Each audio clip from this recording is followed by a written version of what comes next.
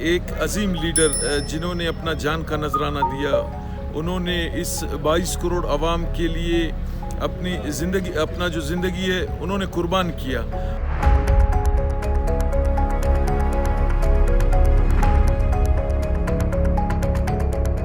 جس پارک میں ہم کھڑے ہیں یعنی شہید بے نظیر بھٹو کے نام سے یہ پارک منسوب ہے۔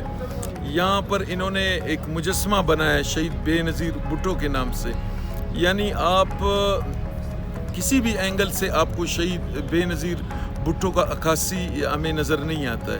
تو یہ بلوچستان کے ان آرٹسٹوں کے لیے بہت بڑا سوالیہ نشان ہے کہ بلوچستان کے آرٹسٹ اتنے کمزور، اتنے ضعیف ہو چکے ہیں کہ وہ شہید بے نظیر بھٹو یعنی اس قوم کا ہیرو، اس کا جو مجسمہ ہے وہ بھی صحیح معنوں میں انہوں نے بنایا ہی نہیں۔